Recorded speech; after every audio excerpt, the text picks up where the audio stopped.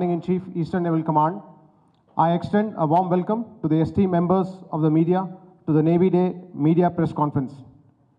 May I now request the Commander-in-Chief to address the media.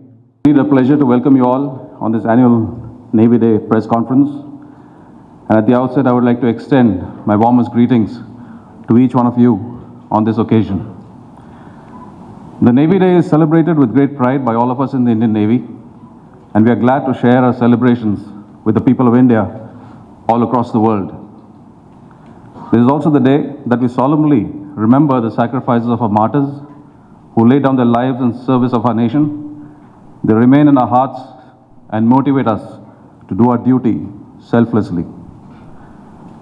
This day is also an opportunity for us to inform our citizens of the major activities undertaken by the Indian Navy over the past year.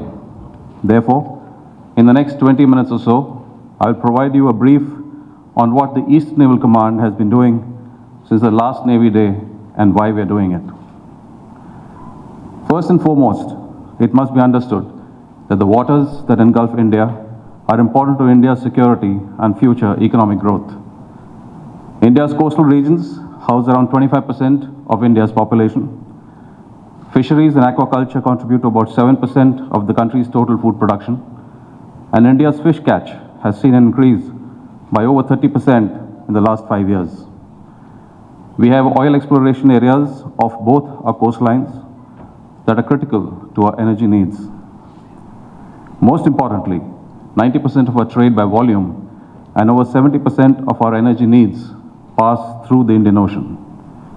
There can be no doubt that we in India are dependent upon the oceans, and therefore, for all practical purposes, India must be seen as a large island state, albeit with some land borders.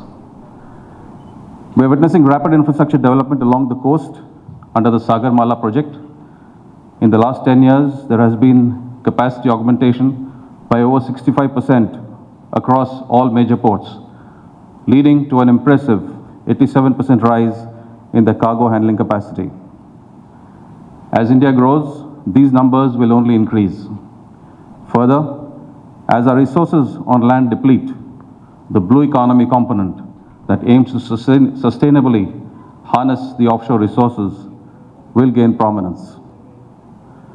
From a slightly different perspective, India's geostrategic position in the Indian Ocean puts us at the convergence of the world's most dynamic economies along the Indo-Pacific and the African continents.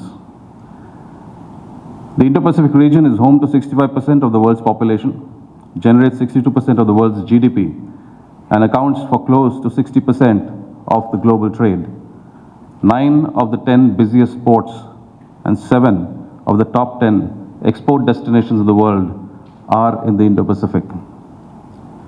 Considering all these factors, keeping the waters of the Indian Ocean free, open, and safe for economic activity is a national priority. And the Indian Navy, as a manifestation of the country's maritime military power, has the onerous responsibility of maintaining stability in the region and safeguarding these waters that, above all, are critical to India's security and economic prosperity. Since its inception as a small outpost in 1968, the Eastern Naval Command has indeed come a long way and has progressively grown, with bases now distributed along the coast